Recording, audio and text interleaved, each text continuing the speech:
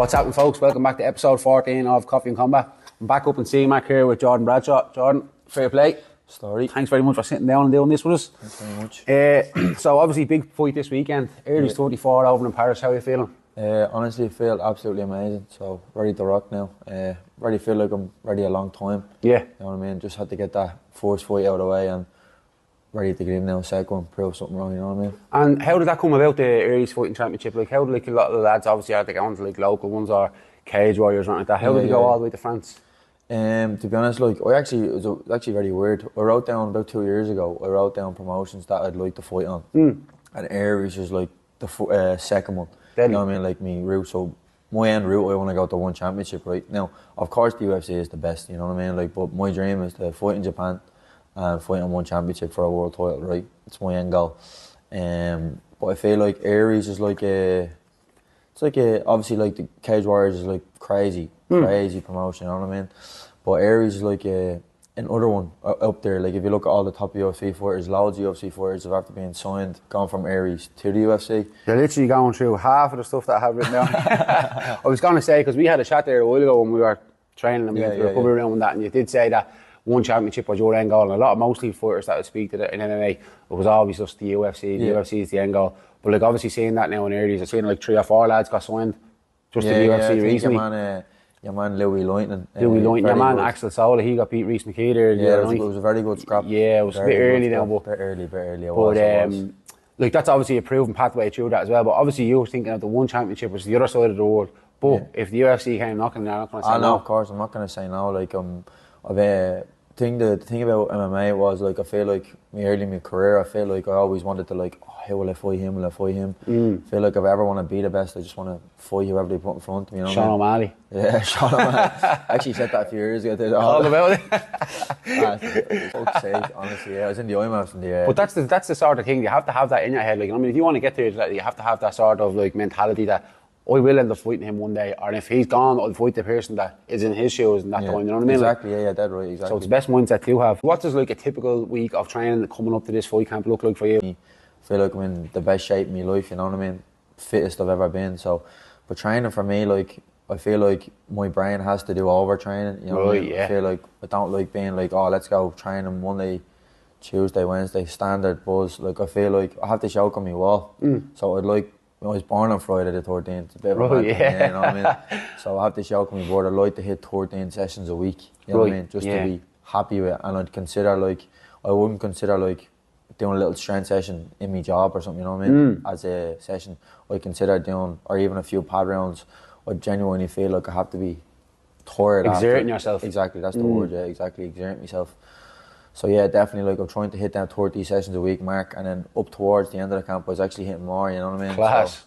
So 3 times a day? Yeah, probably 3 times a day, like 3 times a week, I'd go three times a week and the rest be 2, you know what I mean? And how would you incorporate any sort of recovery into that if you're doing that much training? I know you're saying you feel like you need to hit that as well, but would you have any sort of recovery even in the middle? Like you could like after a session in the morning do some recovery and then train again? Yeah, so I'm grateful that I work in such a good facility, so I can like, it has like sauna, jacuzzi, steam room, all that buzz. Debbie is a neuromuscular massage therapist, you know what I mean? So anytime we have a bit of injuries or knocks, Debbie always sorts that out. I feel like recovery is mainly down to sleep, and I feel like over the last few years I didn't really give a rat's about my sleep. Right. Now I'm really prioritising, especially this week, getting a lot more sleep, that extra hour, focusing, coming home and training, having a nap, you know what I mean, doubling up my protein intake, stuff like that, that other form of recovery that people don't pay attention to. So how do you mentally prepare for going into a big fight in a stadium in France? Like, it's big enough going, like if you're going cage warriors now, all the lads are going for cage warriors in Dublin now. But going over to a different country, you're going into your man, he's French as well, isn't he? Going into his back garden, it's a big Adidas Arena, a big famous arena. Is there any added pressure as well as that keeping the old CMAC streak that's going alive at the moment? Going, you don't want to be like, you want to keep it going up, you want to keep the club's numbers going up as well. But as well as that, the fact that it's a massive fight in a massive arena and that as well. Yeah, I suppose, like again, I said this the other day, like pressure, people say pressure makes diamonds, but I believe prepper is a privilege, you know what I mean? So like, do you ever see when you get nervous for something or you get butterflies for something? It could be anything in life, you know what I mean? But getting inside the cage is a one-of-one feeling. Like getting in to have a scrap is like, it's a one-of-one feeling, and you can only feel it if you've did it. You know what I mean? Like, and getting to do that in front of. So in the IMAFs, I've travelled around the world in the IMAFs, and the biggest stadium I ever fought in, I think, was like 3,000 people. Right. Was in Bahrain, and there was a lot of multi-millionaires, billionaires looking at me, you know what I mean? Yeah. Stuff like that, you know what I mean? And then, but this arena now, the Adidas Arena, glad I fought it already. Yeah. Walking out and familiar to it. Yeah, it was like 7 to 10,000 capacity. Right. You know what I mean? So it's a deadly buzz, and I feel like when you get, like when you see like people out there saying "Beyond" and all, I feel like that boosts me up, you know what I mean? Of course. Like, you know what I mean? Yeah. I feel like Reece McKee and all the lads saying, do you want to be the bad guy going into this camp? Because Axel Saul is French. Yeah, of course, they're all screaming, Saul. Yeah. I love that energy. I'm like, come on. Like, I keep saying to myself, come on, keep doing it. Upset the cunts. Yeah, upset the cunts. Had a deadly walkout song, but they wouldn't let me use it. No way, was that? Yeah, too vulgar. Another way some people would say, I'd be a pressure fighter, or I'm good on the ground, or who would you most attribute yourself to, your style? I feel like throughout my amateur career, there was many different style of fighters that I mixed up sometime, but I feel like the last few fights I've been mainly trying to incorporate in Jonathan Haggerty. Yeah. He's a great Muay Thai fighter from one championship, the way he switches stance a lot, and his footwork, I've been trying to incorporate that a lot. But the last while I've been looking at Pete Dayan. You know what I mean? Now I wouldn't nowhere near in his caliber, but I feel like he's top. I feel like he's top of the privilege now. And another one is like Corey Sandhagen. Love Corey, they're the type of styles that I'd want to mimic, you know what I mean? Finally, what can we expect from you this Saturday night? And have you envisioned the fight going in any particular way? I feel like 9 times out of 10, I feel like a man is going to try and grapple with me, you know what I mean? And my wrestling defence, I'm so confident in my wrestling defence. This camp, I actually ran a lot less. I've done a lot of jiu-jitsu rounds, be ready for him.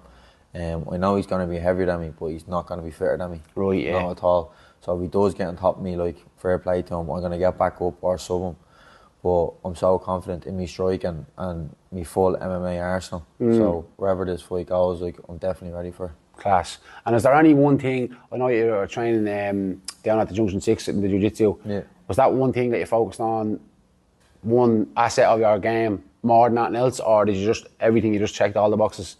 When I came to MMA sparring, I was always just trying to stick what I do, you know what I mean? And I've been going with a lot of training partners like who have been putting the wrestling on me, you know what I mean? Have been putting me on my back, and I'm grateful to have a club like CMAC that can do that, you know what I mean? Yeah. My defence has been very good, but then again, they'd still get me down because they're class, you know what I mean? I'm forced to work off my back. So I feel like I need to be put in bad positions to mimic that in the real buzz, you know what I mean? Right, yeah. And obviously you're the start of this month. It's sort of kicking off a big month for the club. Yeah, it's going to be deadly. So it's yourself, then Koya, then Keaton Trevor, and then I think Alex Joe, is then. And then Joe as well. Joe's in the club as well. Joe was fighting that night in Cage Warriors. A week later, Alex was fighting. Joe was at the moving into CMAC now, did he? Yeah, he's in No CMAC. way. Yeah, I know. I seen him training down there. I didn't know whether he was at the just coming up to get a few rounds in with Keith or anything like that, Yeah, no, he's been training with us nearly every night now. Deadly. Yeah, I think he started this camp and he's in CMAC now, fully now. Class. So anyway, big week, big month for the club, and then going into October, and then obviously Alex is over in Rome. Yeah, that's going to be some buzz, and there's no better way for Alex to end it in Rome, you know exactly. I mean? Yeah, like a big gladiator. Exactly, that's what Alex like. I know, yeah. I'm not sure if you know, you probably do know what it means, but I don't know how to say this right, but a Lanista or Lannister, right? That's like the people who train a gladiator. Right. Yes. So Alex is a Lanista and a gladiator. Yeah. You know what I mean? So it's pretty cool, and he's doing it in Rome. You know what I mean? So it's pretty cool. Class. Right, that's all we have time for. So if you want to follow Jordan, just go onto his page, Jordan Bradshaw, and you'll see it on my page as well. Thanks for watching this interview, and make sure you tune in for more. Thanks very much.